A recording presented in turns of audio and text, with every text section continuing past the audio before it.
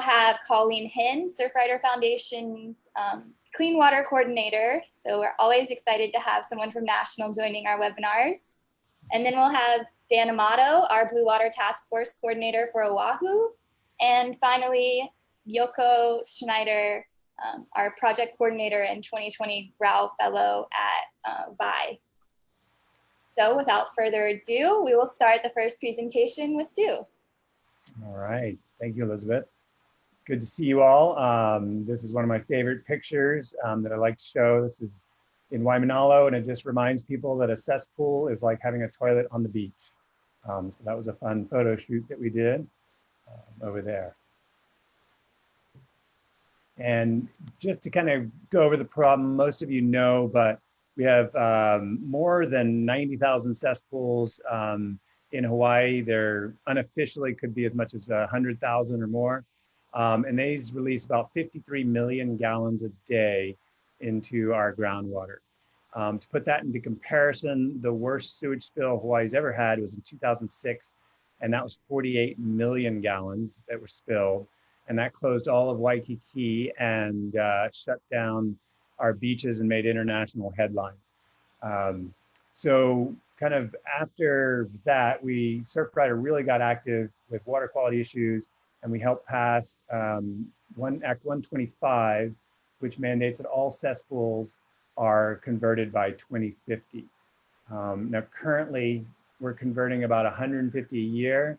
And to do that number, we're gonna have to do, in 30 years, 3,000 a year. So that's gonna multiply by about 20 times. So, and with sea level rise and big storm events like we had in Honolulu 2 years ago, this is gonna become an even more pressing issue.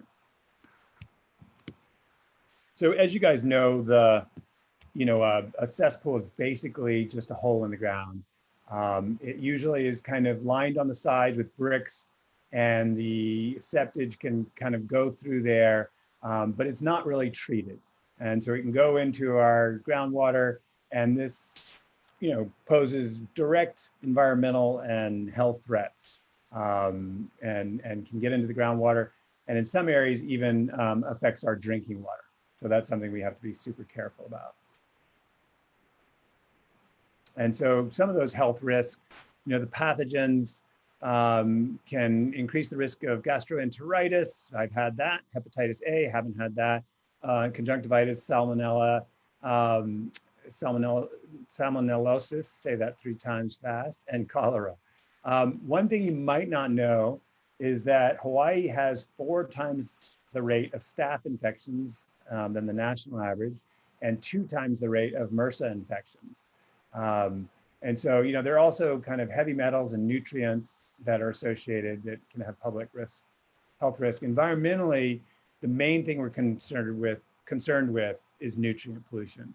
And the top nutrient is nitrogen. That can create algal blooms, and Dan will talk a lot more about that in more depth. But it also can lead to eutrophication and lack of oxygen in these nearshore environments, which can lead to decreased fish populations. And then also, with that just basic sewage pollution, it can lead to reduced coral cover, which is, so valuable to our islands. So this is an interesting picture because right in front of you, that is a cesspool in front of the house. And with erosion, beach erosion, this has now been completely exposed. So that's raw sewage that would be flowing right onto the beach. This is not uncommon in a lot of areas with very, very heavy erosion and beachfront homes.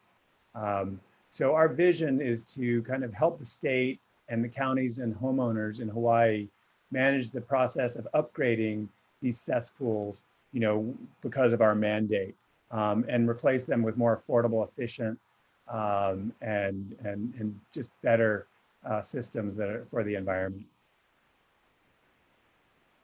So we have 5 pillars of why, and that stands for wastewater alternatives and innovations, of course, and innovative technology, financial resources, policy and advocacy, outreach and education, and pilot projects. I'm going to focus today on policy and advocacy. This is Rafiki, for those of you who know him, our former Oahu coordinator. And this was at the bill signing when we passed the bill with Governor Ige mandating conversion of all cesspools by 2050. So really a great day when we helped pass that. And here's a timeline, kind of the legislation that we did. In 2016, we helped pass Act 120, which banned the construction of new cesspools. We were only late by about 3 decades after the last state did that, I think, which was Rhode Island. It also offered homeowners a $10,000 tax break to upgrade their systems. Then in the next year, we passed Act 125, which I talked about, and that mandated the upgrade of all cesspools by 2050 and required UH to complete a priority upgrade areas report, which we're in the process of now. And then finally, Act 132 created the cesspool conversion working group, and I serve on that and kind of represent from Surfrider, but now VI, but all kind of environmental organizations that are dealing with these issues. And then just so you get a sense of the priority areas, as part of DOH's report, they established priority 1, 2, 3, and 4. 4 is still an unknown. They put a big category in there for just ones they weren't sure. Priority 1 is that it's sewage waste from cesspool poses a threat to drinking water in nearby surface waters. And priority 2 is a suspected threat, and priority 3 is the potential threat. And so all across the state, we have these. And the 2 priority 1 areas are upcountry Maui and then Kahalu on Oahu. And you can see Maui has kind of the most, but half of the Big Island, half of all the cesspools are on the Big Island. So that's our kind of most problematic area. And that is all for now. I will defer to my co-presenters who have interesting material to share, and then we can do questions at the end. Thank you.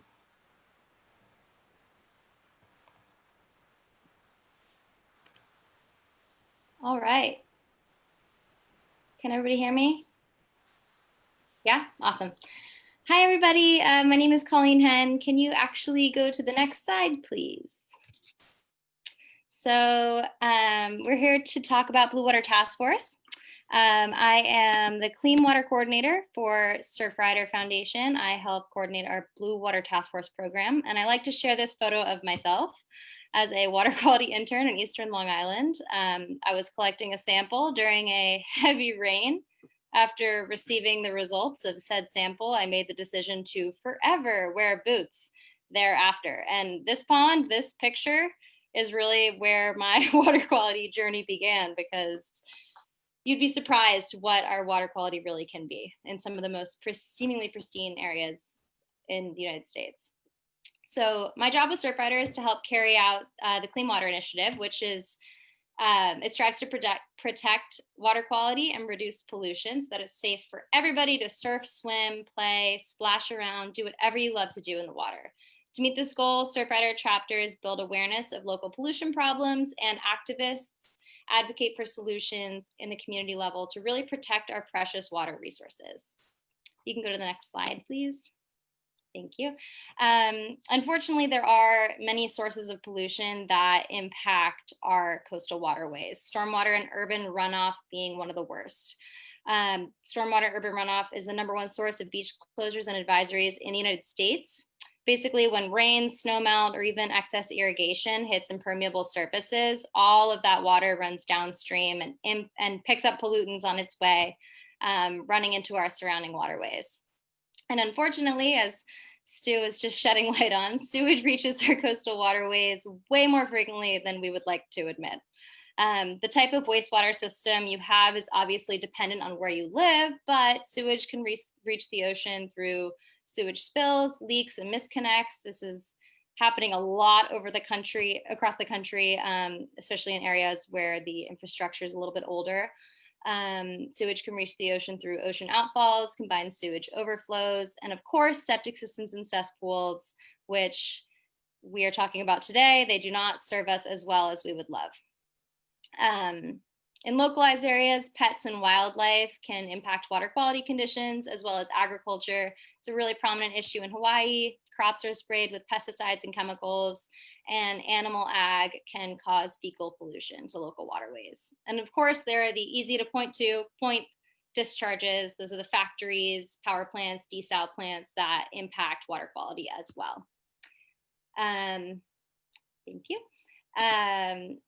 So this is a problem because, sorry, the font got all wonky, but that is that. This is a problem because pollution puts public health at risk at the beach. Over 20,000 beach closures and swim advisories are issued every single year in the United States to protect against illness from recreating in those polluted waterways. Stuart was just speaking about this, but I think it's really important to get this point across. You can suffer from gastrointestinal illness. You can get an eye, ear, sinus infections. You can get skin rashes. You can get much, much, much more severe infections. So if you ever see a sign like this on the beach, please stay out of the water. It is truly not worth it. Next slide, please. Thank you. So this is where Surfrider's Blue Water Task Force comes in. Sorry about the font.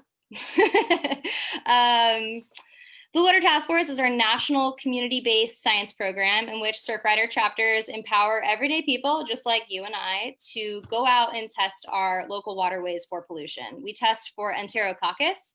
It's a bacteria that indicates fecal pollution. It is abundant in the gut of warm-blooded animals, so it can come from multiple animal sources.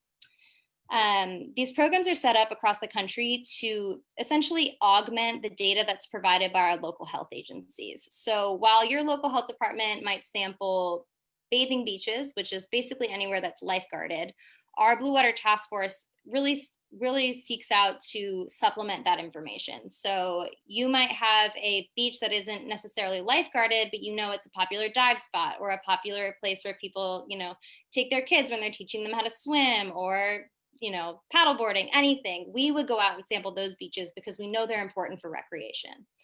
Also, at the end of a lot of areas across the country, especially in seasonal communities, many health departments kind of pack up their things for the colder months and stop sampling. Well, we try to fill in those gaps. So a lot of our sampling programs sample year round. So pre-COVID, we had 50 Blue Water Task Force labs sampling over 480 beaches and collecting over 7,500 samples every single year. This is a really, really diverse database of water quality across the country. And you might be wondering, what do we do with this data? Next slide, thank you. So we make this data readily available to the public on our national website, and chapters are responsible for communicating their findings to their local communities through social media, water quality email alerts like you can see above. And this data is really used to vie for change in local communities where those problems exist. You can go next. And I just wanted to include this in here as well. You can reach all of our Blue Water Task Force data at go.surfrider.org/BWTF. You can access all of our historical information on this website. So while we're talking about using our Blue Water Task Force data for positive change, I just wanted to give an example about my experience working in Eastern Long Island. Suffolk County is similar to Hawaii in that, or Long Island in general is similar to Hawaii in that we have the highest density of on-site sewage disposal systems in the country, which you can imagine wreaks havoc on marine ecosystems.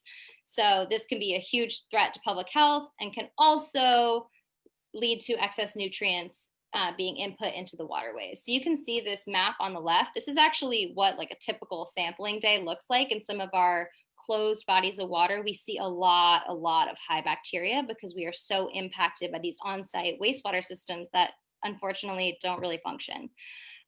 This can cause harmful algal blooms in our communities. We are finding new species of cyanotoxins every single year, and it can lead to restricted recreation, restricted fishing in certain areas, and can unfortunately impact human health. And some pets have unfortunately passed away from chewing a stick found in one of these ponds. So these are serious, serious risks and serious costs we are paying for our wastewater systems. Next.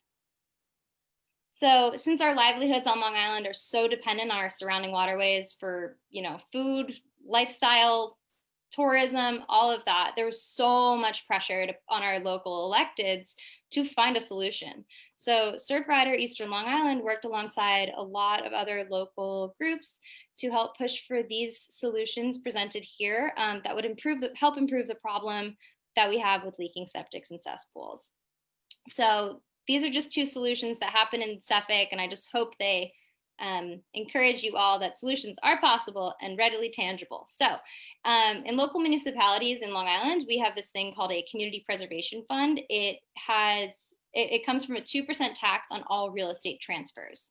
This fund has historically been used to purchase open space, but in November 2016, we voted to extend those funds to water quality remediation efforts. And we've been using our Blue Water Task Force data ever since to help prioritize some of those problem areas.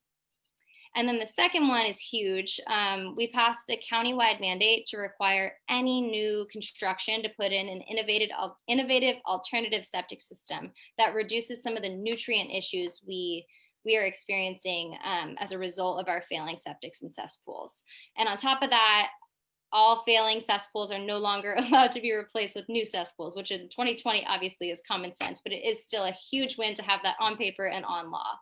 As a result, this has caused a massive increase in innovative septic systems, and some of which are actually being tested in Hawaii, which is really exciting.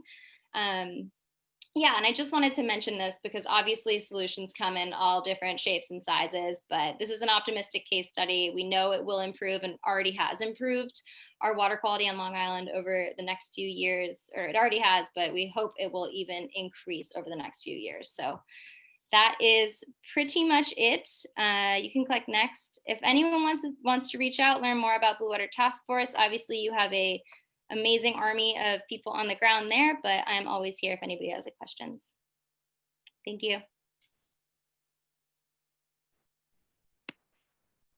All right, well, thanks Colleen for that. My name is Daniel Amato. I'm the Blue Water Task Force Coordinator for the Oahu chapter here in Hawaii. And today I'm going to touch a little bit more on the interconnectivity of the land and the ocean and what that means for reef health. And so just to start with, my take-home message is really that the land is intimately connected with the ocean. And I think that a lot of people believe there's this impenetrable boundary between the beach and the ocean, and that the ocean water stays in the ocean and the groundwater stays in the ground, but that's really not the case. In most places in Hawaii, if not everywhere, there's this recirculation, and it's very tidal. And so what you do on the land and how you impact that groundwater the coastal groundwater can really impact reef health. And unfortunately, we treat these islands like big toilets. We put our wastewater right into the ground. As we've been talking about, there's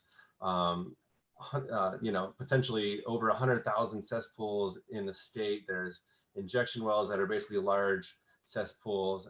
And interestingly enough, these islands function like large toilets, and it's very tidal dependent. As I mentioned, when the tide goes out, it's like you hitting the flush button, the flapper comes up, and that sea level, as the sea level goes down, that pressure is released and the toilet bowl flushes into the nearshore environment. Most of that water is coming out right at the beach face in the first, few feet of water is where most of this groundwater is spilling out. And when the tide comes back up, it forces, very clean ocean water back into the island, and then the bowl fills and the cycle repeats itself. And as we've been talking about today, there's, over 88,000 cesspools that we know of. There's over 110,000 on-site sewage disposal systems of various types in the state. But this is just what we know of from tax records and other databases. There's also greater than 100 private injection wells and many large municipal injection facilities that do, 4.5, 5 million gallons a day in some places into the ground.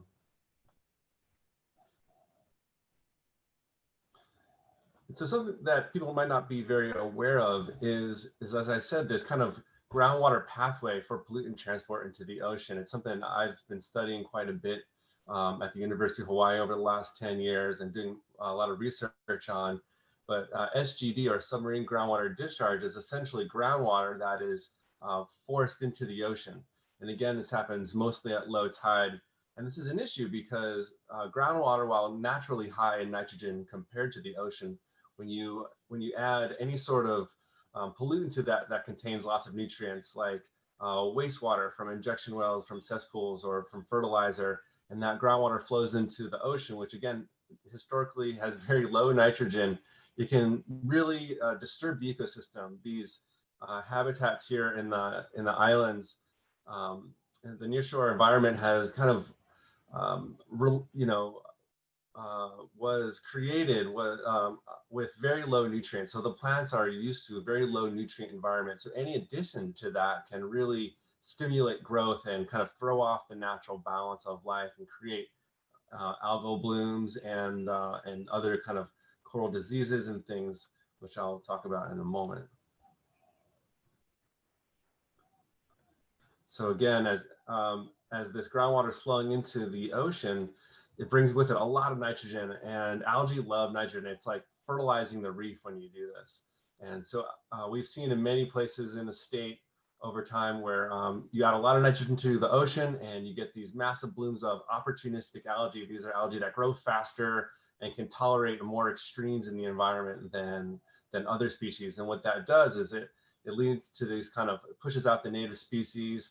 And when you push out native species, surprisingly enough, the other native species don't hang out very long. If you change the dinner plate for the native fish, they're not going to be there to eat dinner anymore. They're going to go somewhere else. So you change the algae in the location, you change the fish that you can find there because they're no longer have anything to eat. And this also can shift microbial communities, which we're learning more about recently, and how that impacts reef health. Corals don't like to settle in environments that don't have the right kind of microbial community. And also, a nutrient addition has been related to coral disease, and we've seen this in many locations around the state. So here's a couple images, some of which I've taken from algal blooms on Maui in the past. We have these large oval blooms. That's the green seaweed that's kind of shows up at beaches in large amounts. We have the red seaweed shown here, which is a hypnea, which I've seen to be, feet thick in places at low tide, and it looks bad on the beach. It smells bad. There's flies there. You don't want to sunbathe there. You don't want to go in the water. If you've ever been in the ocean where you kind of have to wade through a whole bunch of seaweed before you get out to where it's decent to swim, it's not a pleasant experience, and it's not pleasant for the reef either. Again, these species come in, they attach to rocks, they grow over corals, they physically abrade corals and other species living there, and it really creates an environment that becomes more like a cornfield, a monocrop, if you will, than a diverse reef with lots of pukas for other organisms to hide in and live. And so we can use these invasive species to our advantage in the fact that we can actually use the tissues of the seaweeds to detect sewage. And this is something that I've kind of spent a lot of time doing, where we're looking at the what's called the delta 15N value of the nitrogen in that seaweed tissue. And this is basically a ratio of nitrogen isotopes. We're getting a little sciencey here, but bear with me. It's a ratio of nitrogen isotopes in the tissue. When you have a high value, it's indicative that the nitrogen in that tissue came from a denitrifying process that is typical of wastewater processes. So if you have a high value and you know that there's wastewater sources nearby, it's a very good indication that you're having nitrogen in that seaweed and in the water that seaweed's growing in from those wastewater sources. And so we've done this around the island of Oahu, where we've gathered seaweed at different places where there's high densities of cesspools and injection wells, and nearly every time we're finding that nitrogen, evidence of that wastewater nitrogen in the tissues. And so we've done this with Act 132 that passed recently here in Hawaii in the state legislature. There was funds set aside to do a statewide survey of wastewater. And so we kind of continued the work that I did here on Oahu in a statewide approach at 4 major islands with 4 research groups testing seaweed and water around the state. And so I can share some of those results with you today. These are preliminary results. We're still crunching numbers. We're still doing the last of our modeling here, but this is our latest kind of preliminary results showing the modeled statewide coastal wastewater nitrogen flux, and that's shown as these kind of colored bands around the islands. And I'm also showing in with the blue stars the different locations where we've sampled seaweed and water. And so we had about a third of our seaweed samples show evidence of wastewater nitrogen so far. And I can show you some kind of a closer view of what we're doing from a site-to-site basis on Maui. This was published recently in a white paper by Michael Mezzacapo, where Wailea, our experimental site upgradient, there's a really high density of cesspools. We're finding elevated delta 15N in these algae with an average of 6.9 and elevated nitrogen in those tissues. That's just percent nitrogen in those algal tissues compared to a nearby control site in Kihei, in South Kihei, where we have much lower values of both of those. So that's it for today on the deep science here with wastewater nitrogen. You can feel free to contact me if you have any other questions, or you can save them for the end of the webinar. Thank you very much.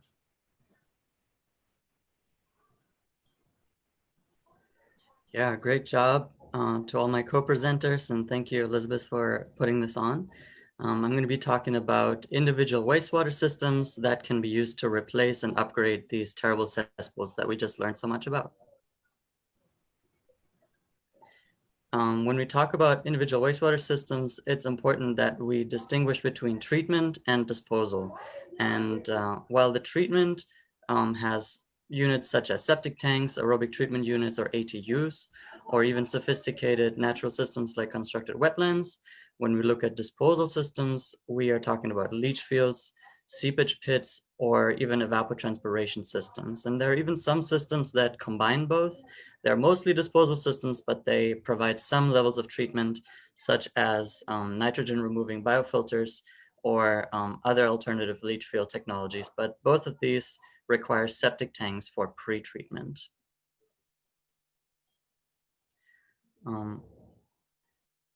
The treatment units that are compared here are septic tanks and ATUs. And septic tanks and ATUs are used dependent on site considerations such as how close we are to the ocean. And then we have legislative rules that dictate what we're allowed to use and whatnot. There are financial restraints because ATUs are up to 5 times as expensive as septic tanks, just in material costs alone. And then we also have environmental goals. If a site has goals to be very environmentally friendly, that would also dictate what type of treatment unit we would use. Here is an example of what a septic tank can look like. This is a 2-compartment septic tank. There are also just 1-compartment septic tanks. And you can see the wastewater from the house comes in on the left in the inlet, and the heavier particles settle on the ground. There's hardly any biological activity happening there, but the effluent that has settled out via gravity, all of the heavier particles moves on to the right and eventually flows out of the outlet via gravity. So this is what we call a passive system because no electricity is needed. And on the top, you see the access risers that are used for maintenance, and you can open them for pumping, which you need to do every couple of years or so. As a comparison here, we have an aerobic treatment unit. There are some aerobic treatment units that have their own little compartments that act as septic tanks. This one here does not, so this one would need a septic tank sort of upstream of this, but the septic effluent comes in to this tank, and you have what distinguishes this is the air pump powered by electricity, which creates dissolved oxygen in form of small air bubbles that the bacteria that live in our guts and therefore live in our wastewater can feast upon and stay alive.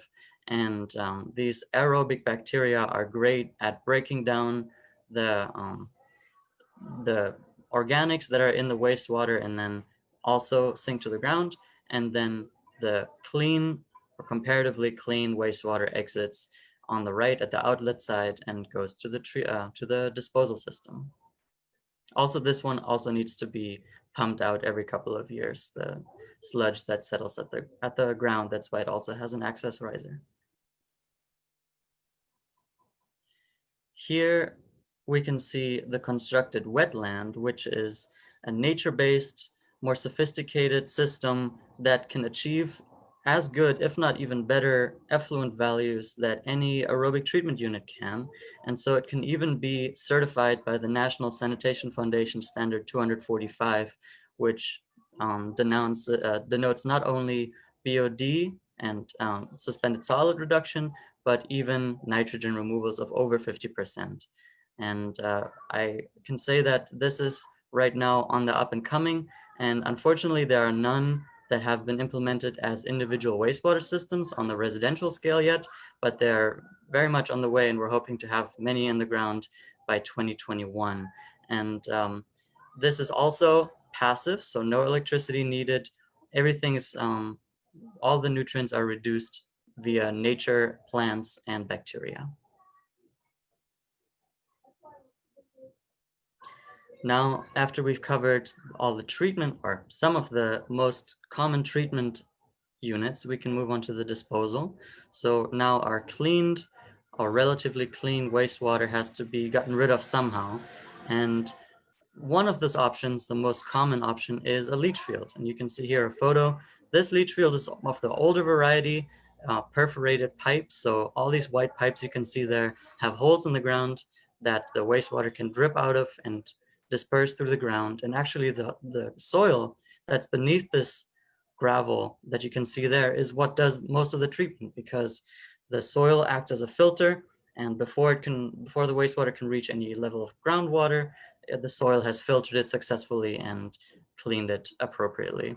And what's most important about these leach fields is that they're properly sized. And in coarse sand that you can imagine has a lot of pore size, the water can just hydrologically disperse a lot quicker and get away a lot quicker than if we are dealing with a heavy clay that has, tiny particles and there's not a lot of pore space.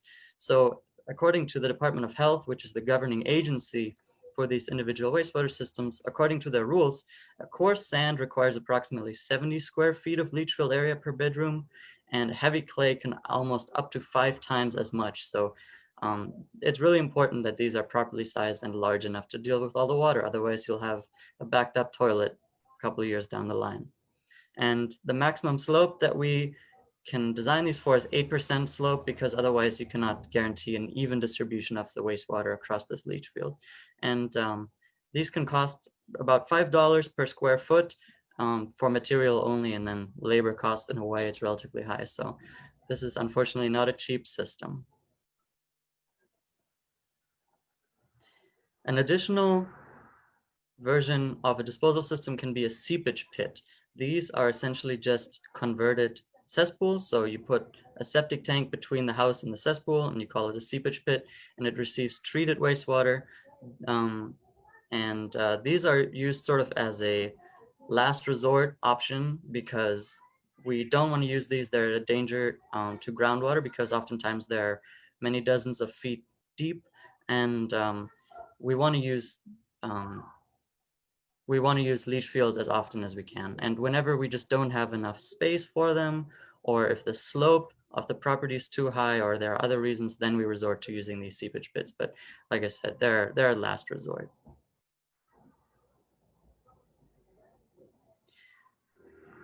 And another disposal method I wanted to talk about is evapotranspiration.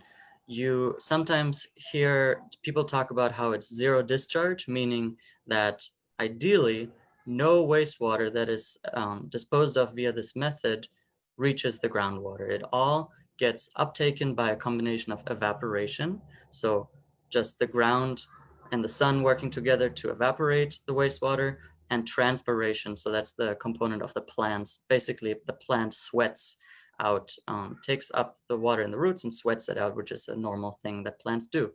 And the evapotranspiration systems are designed by means of low pressure drip irrigation lines. So these are tubes that are between 6 and 10 inches below grade, and essentially your run-of-the-mill irrigation lines, except you have wastewater in them other than clean water.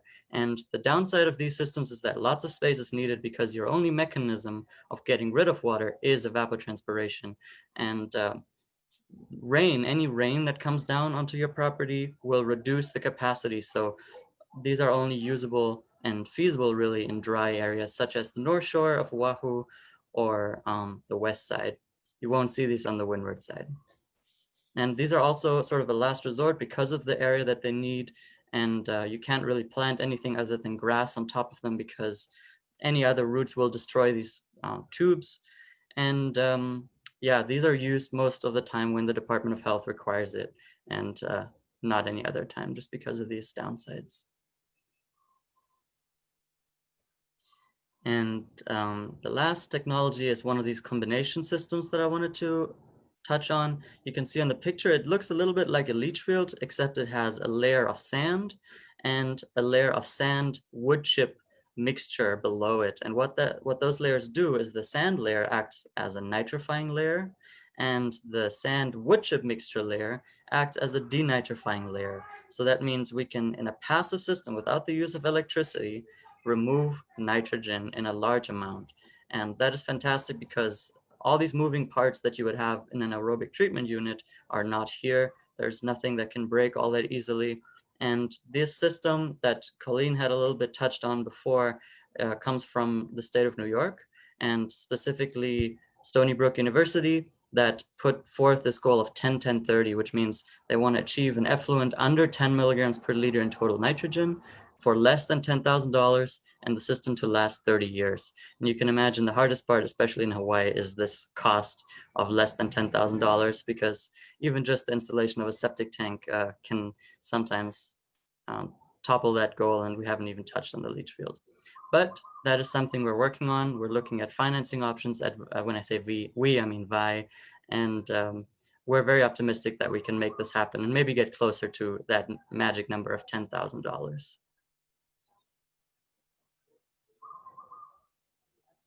Thank you very much.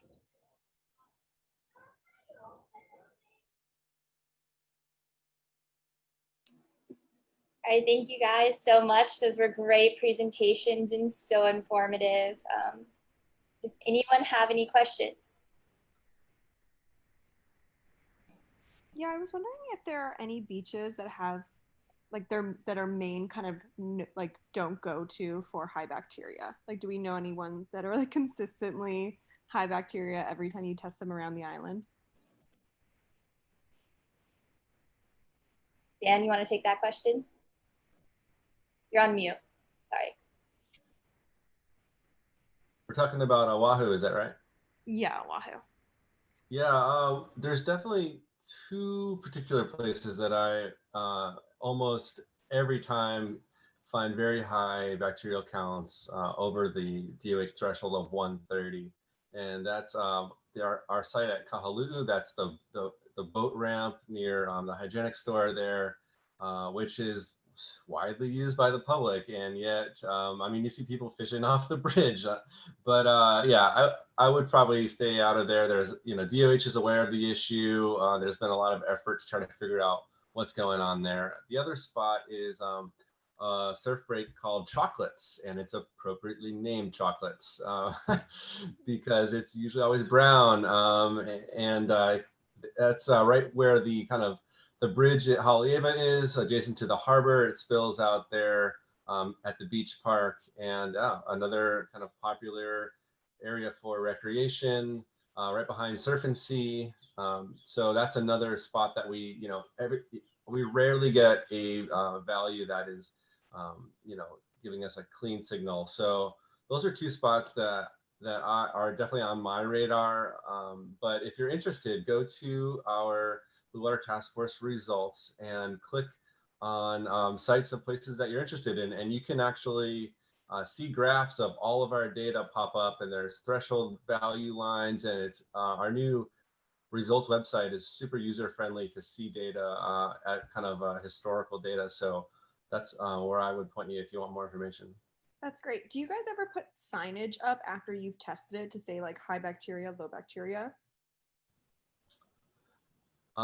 That's a really good question. We have been working with the state to kind of figure out better signage for many years now. It's kind of been a back and forth. I'll kind of punt that one to Stu because he's been kind of more involved with those discussions than I have. Cool. Yeah, thanks, Dan. As Dan mentioned, we were meeting with the state for about 2 years, really trying to encourage them to post whenever they found levels that exceeded. And we've been successful on Kauai in particular, thanks to the Kauai chapter. They really pushed hard for that. And they are doing more signage, but you can also sign up for DOH's notification system. And they will send out, you can kind of choose the areas you want to be notified about. And we'll try to find that and post that as well. And you can sign up and they'll send you notifications when it exceeds a certain limit. The one final thing that I'll add that kind of ties water quality to legislation, and I think is really important, is that Hawaii is one of the only states in the country that when they have what's called a brown water advisory, when it's raining, they'll issue a brown water advisory and then they'll stop testing. And their logic in that is, oh, well, everybody knows it's dirty and they shouldn't go in. And our response is always, no, people don't know that for sure, because we always see people surfing and swimming afterwards. But then they later on will brag and say, oh, well, this beach only had 2 hits where it exceeded the limit every year. And we're like, but you didn't test when it was dirty. So there's this kind of policy that they have: test when it's clean, don't test when it's dirty. And they're arguing that it's a manner of it's a kind of staffing problem, but we're just saying continue the normal testing that you do. If it's flooding, obviously, and endangers your people, we don't care if you do that. But if it's just having rained and you call it a brown water advisory, you still need to go and test and show the results. It's only accurate. Yeah, that makes sense. I was only asking because I was at Makale Beach Park the other day and I saw that there was a sign taped there. So I wasn't sure if that was you guys, but it was basically a sign right by the beach entrance that said high pollution, like high bacteria, don't go in. So I wasn't sure if that was Surfrider or somebody else. That actually was the state. Yeah, that's we hadn't had a rain in a long time. And so whenever you have those first flushes, a rain after a long time, I think that's the most important thing to tell people. Don't go out in the water within a minimum of 24 hours, better 48 hours, because you will definitely get elevated spikes because it's just accumulated pet waste, oils, chemicals, fertilizers, everything you can imagine that goes out during that first flush. And so, yeah, the state put that up, and they can usually, it takes 24 hours. So it's usually saying you shouldn't have swum or gone in the water yesterday, but it'll last for a couple. That makes sense. Okay, yeah. Thank you so much.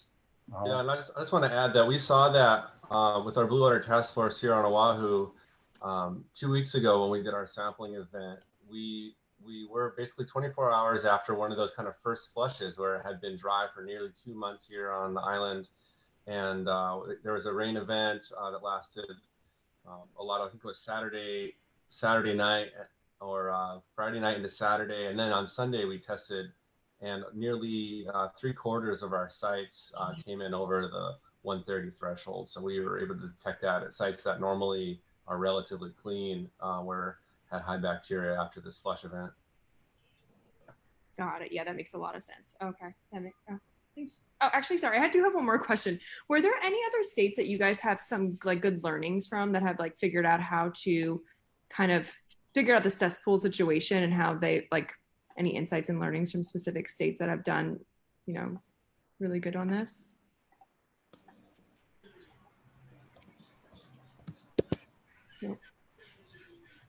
I think Stuart, you might be able to speak to that more. I know specifically what went on in Long Island just because I was locally working on water quality there, but I don't know if Stu, you have any other good examples. I think you probably have more in depth, for Long Island, because it is similar to Hawaii in some ways, and it's an island and has a high number of cesspools and septic systems. Yeah, so I'm gonna punt that one back to you. No, your presentation was super clear. So I wasn't sure if there was any other states like California or tinier cities within California that might know more stuff. But yeah, that's all super helpful. Thank you. Cool, thanks. Yeah, I'll just say that it's kind of a newer problem. Like within the past couple of years, the issue has really, really risen to the surface, especially with sea level rise, because a lot of these areas that are being impacted by wastewater from our on-site systems are, the water is rising, and in Long Island, it's literally just sand. So you'll have septic systems going in and out with the tide. So a lot of these issues have really risen in the past couple of years. So I think like Hawaii and Long Island are some of the first that are actually dealing with it. But yeah, I'm definitely going to keep my eyes out for other examples because it would be good to kind of have that in our pocket too. I'll just mention two kind of quick success stories. In the Keys, they noticed a lot of coral reef decline, and they realized it was, all of these cesspools and septic systems just weren't doing any treatment. And it was the sediment and the waste and everything was going out and really harming the reefs. So they put in low pressure sewer systems and they saw recovery in a fairly quick amount of time. And then in Kaneohe Bay, they've seen the same thing here on Oahu, where they closed up a lot of leaky pipes and replaced them. They, rerouted things that had some direct outfalls into the bay, and they were getting really bad, kind of eutrophication again with the low oxygen, more algal blooms, declining coral reef cover. And, within 10 or so years after fixing those problems, they really saw a resurgence in the resilience of the reef, greater fish populations. And so that was really encouraging to know that we can fix this problem and it can have an effect that we can see in our lifetimes. Yeah. That's awesome. Thanks for letting me know. I'll look into it. Awesome. This is Arlene. I have a quick question. What about toilet technology? As far as, sanitizing everything before it even gets into the sewage system or septic system. Yeah, Stu, do you want me to take this one? Yeah, you want to jump on that? Absolutely.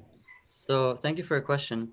We have actually been privileged and lucky to put the very first incinerating toilet in the Western United States into the ground very recently, called by a brand called Cinderella from Norway. And this is a toilet that turns human waste into pathogen-free ash by means of direct incineration within the toilet itself. Obviously it's safe. It's not while you're sitting on it, but it's right after. And it's on Moku'oloi, so other people know it as Coconut Island in Kaneohe Bay.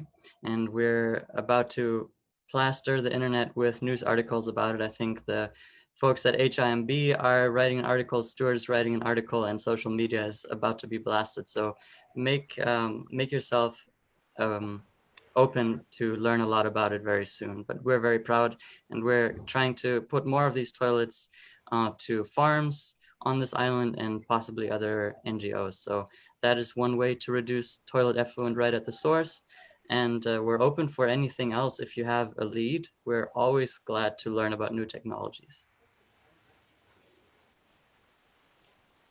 Thank you. I thought the Japanese had a UV light toilet years ago, but I haven't heard much about it yet since then. Yeah, if you could try to brainstorm what that was and send it our way, that would be fantastic. Okay. And Arlene, Yoko's already also they put in some systems where they use UV light at the very end, sometimes to disinfect. So, you know, if you might have an ATU, that's kind of a final effect that they use this UV light to kill the remaining pathogens. Yeah, good points.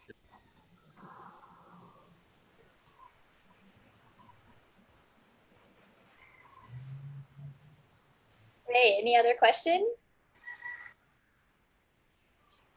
Got a few minutes left.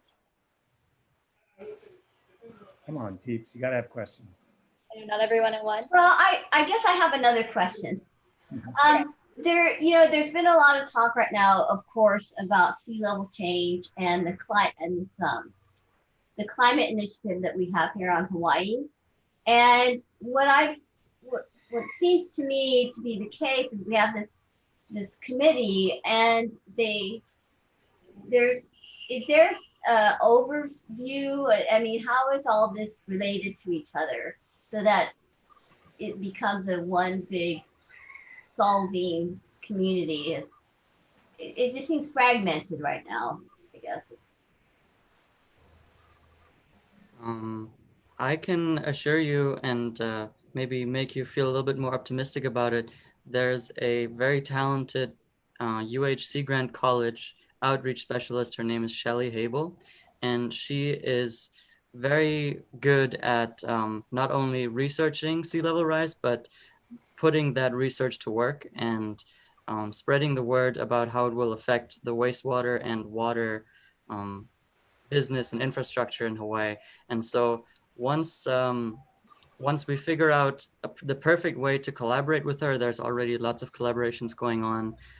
You will hear the connections between those two topics. So thank you very much for bringing that up. It's certainly a big problem because the more that sea level rises, the more groundwater rises and the more groundwater pollution takes place. And so it's important, especially in those nearshore areas, that these cesspools get upgraded to systems that are resilient against sea level rise, ideally by making the effluent so clean that we can safely dispose it into the water. Thank you. We've got a question in the chat as well from Zach. Are the algae scrubbing the nitrogen?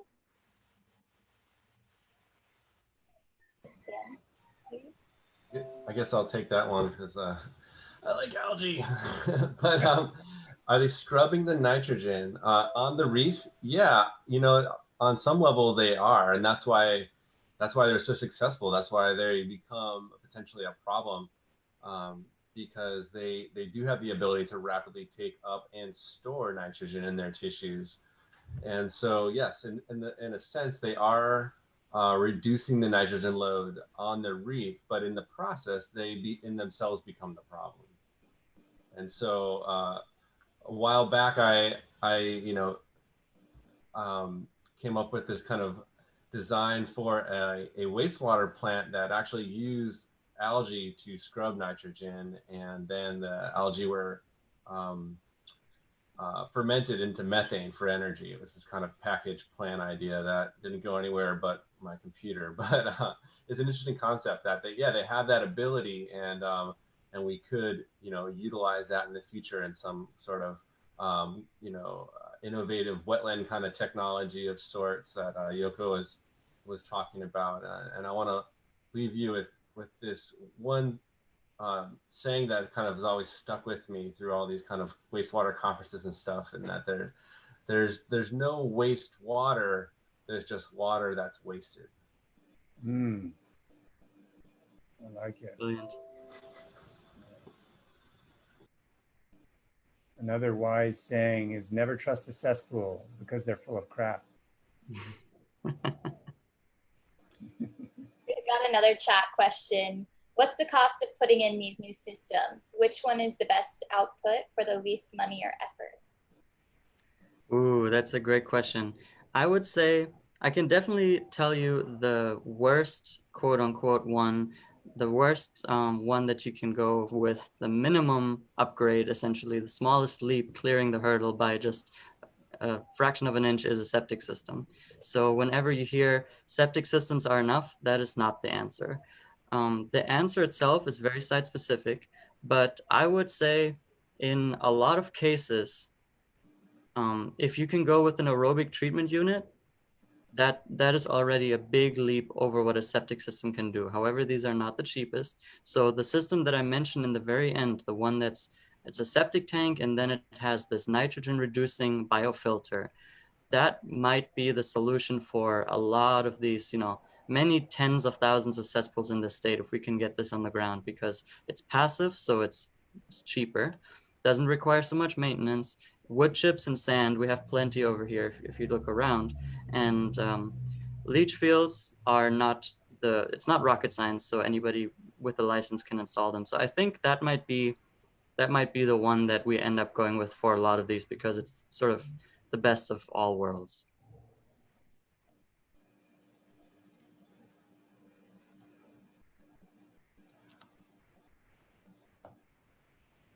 One other thing that I just might mention, because all of you guys are, very informed and can help get the message out. I think a lot of people think that, oh, if I don't have a cesspool, it's not my problem. And what we really need, the message we need to get across to people is that cesspools are all our problems, because if it affects our drinking water, our groundwater, our surface waters, then it affects all of us. And so it is a collective issue. And so we just need to, spread the word and educate people about it, so that we get their buy-in when they realize, oh, it's time to go from a cesspool to upgrade. People are like, oh, I don't want to spend the money. And it's just like, well, this is for a public good, for our general health and the health of our water. There's another question, a follow-up question in the chat, but maybe some places are connecting to sewer is the best option. Yeah, great point. And sorry for not mentioning that at all.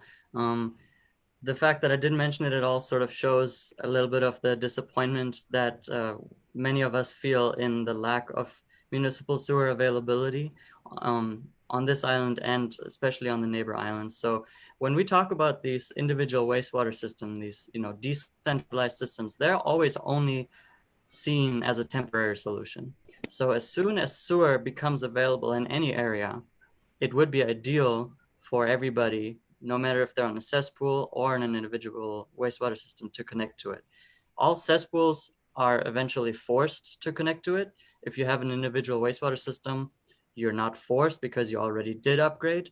But definitely, if sewer becomes available in an area, connecting to it is a great choice, because these centralized wastewater treatment plants do a great job in cleaning up the wastewater, some more than others.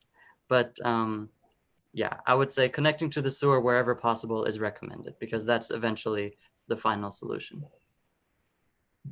Yoko. So Sam has his hand raised, and then we have another question in the chat, and then we'll probably wrap it up. Hey, everybody.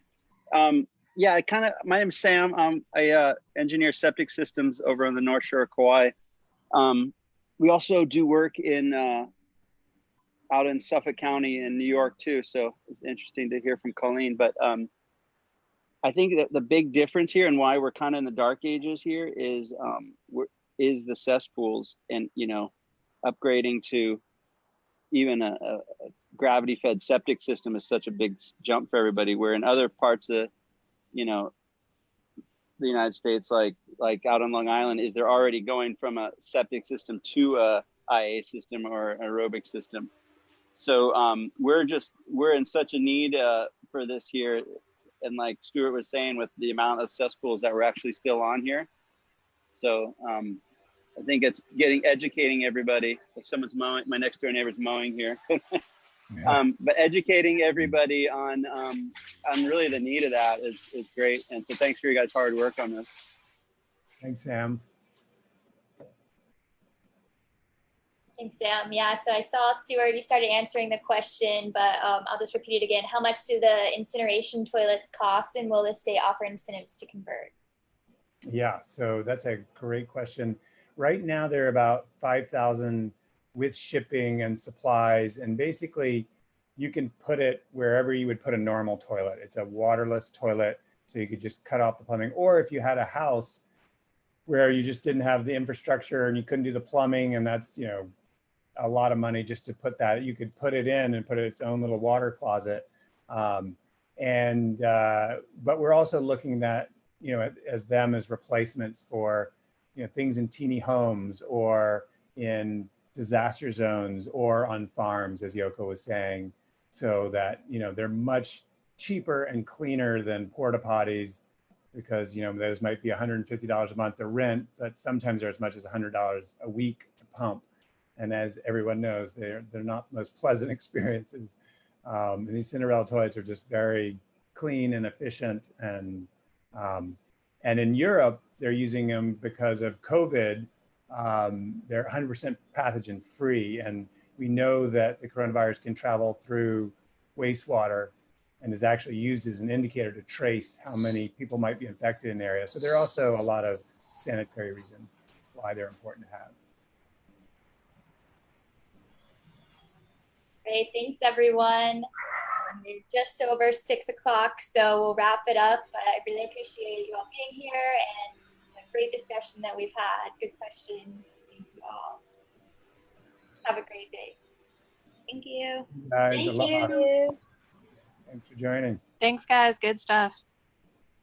Mahalo.